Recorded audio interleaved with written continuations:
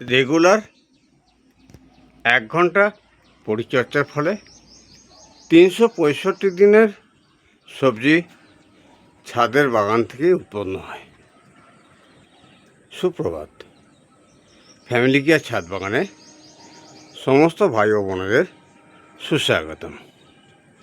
আজকের টপিক একটু পরিশ্রম, একটু পরিচর্যা আর একটু বাস্তবিক চিন্তাভাবনা নিলে তাহলেই আমরা ছাদের বাগান থেকে সমস্ত কিছু সবজি উৎপন্ন করে ফ্যামিলির জন্যে ব্যবহার করতে পারি। আমরা ছাদের বাগানে যে চাষটি করতে পেরেছি সেটি হলো পেঁপে। প্রচুর পরিমাণে পেঁপের ফলন আসছে। প্রত্যেকটা গাছে বিভিন্ন জাতের বিভিন্ন রকম পেঁপে ছিল, সেগুলো প্রতিটি গাছে পর্যাপ্ত পরিমাণে পেঁপের ফলন এসছে এবং ছাদ বাগানের এই পেঁপে চাষের রহস্য এবং এই পেঁপের ফলন খুঁটিনাটি সমস্ত রকম তথ্যই আমরা ছাদ বাগানে দিয়ে থাকি। আমি বললাম একটু পরিশ্রম করে যদি গাছের গোড়া পরিষ্কার রাখা যায়, রসাক্ত রাখা যায়, তাহলে আমরা ছাদের বাগানে বেড বিশিষ্ট অঞ্চলে পেঁপের চাষ করতে পারি এবং সারা বছরের ফ্যামিলির সমস্ত পেঁপে আমরা গাছ থেকে উৎপাদন করতে পারি। ওল, একই পেঁপের বেডে ওল বসানো হয়েছে, কিন্তু ওই বেডের মাটি এই ওলের গাছ ব্যবহার করছে না। বেডের উপরে চওড়া গ্রো ব্যাগ দেওয়া আছে, যার ওপর ওলের গাছগুলোকে বসানো আছে এবং প্রত্যেকটি গাছ তার ব্যাগের খাবার সে খায়।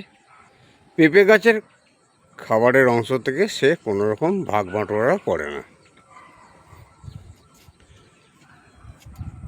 কলমি শাক, মাত্র 6 ইঞ্চি মাটিতে 6 ইঞ্চি গ্রো ব্যাগে আমরা কলমি শাক চাষ করেছি। যে কলমি শাক আমরা সারা বছরের জন্য প্রায় রেডি করে ফেলেছি। 15 দিন অন্তর কাটলেই আবার রেডি হয়ে যায়। আমরা ঢ্যাঁড়সের গাছ সঙ্গে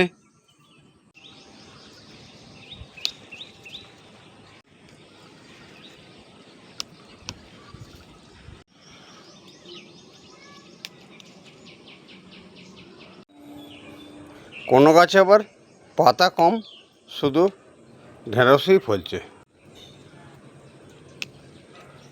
বরবটি,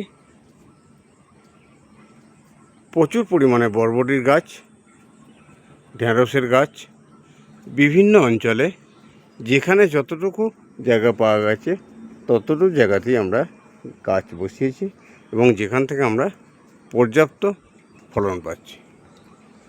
চিচিঙে গাছ, আমরা আদা গাছ বসিয়েছি। যে আদা গাছের যে বস্তা ছিল সেই বস্তার নিচের দিকে সামান্য ফুটো করে আমরা চিচিঙে বীজ দিয়েছিলাম।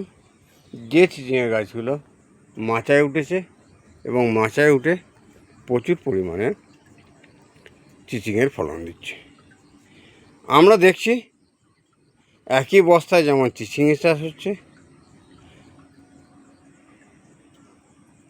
ঠিক তেমনই একই বস্তায় আদা গাছের চাষ হচ্ছে এবং আদা গাছগুলো সত্যি খুব উর্বর এবং উন্নত হয়ে উঠেছে, যেখান থেকে আমরা ডিসেম্বর বা জানুয়ারি নাগাদ 25টা আদার বস্তা থেকে যথেষ্ট পরিমাণে আদার উৎপাদন আমরা পাব। 365 দিনের যে সবজির কথা আমি বলছি,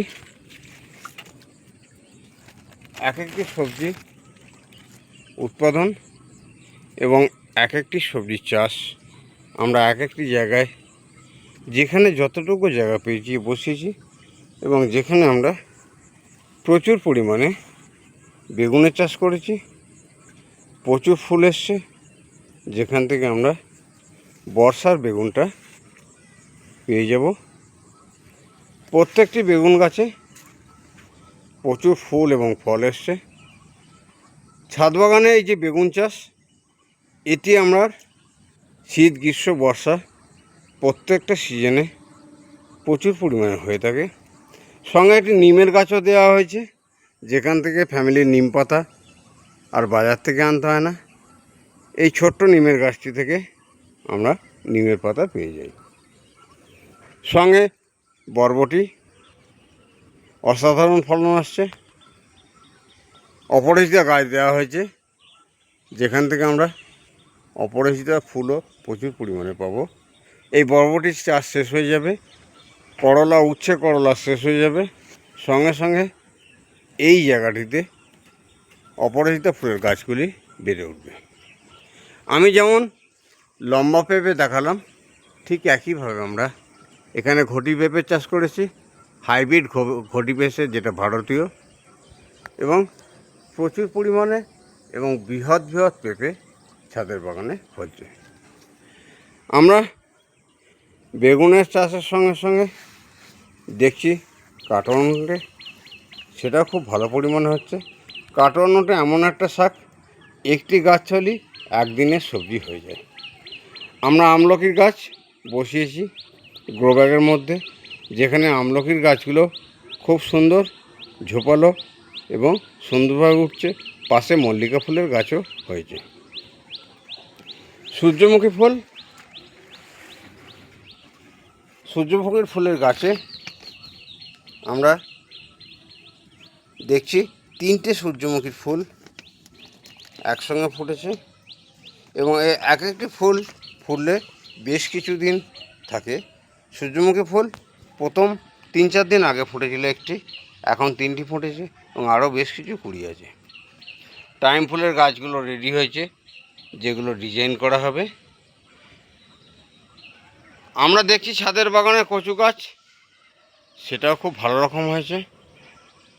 কচু, ওল, বর্ষাকালীন যে কন্দ জাতীয় সবজিগুলো আছে, সেগুলো পর্যাপ্ত পরিমাণে বাগানে হয়েছে। ঢেঁড়সের রেগুলার ফুল ফোটে, আর রেগুলার ঢেঁড়সের ফলন আমরা পাই।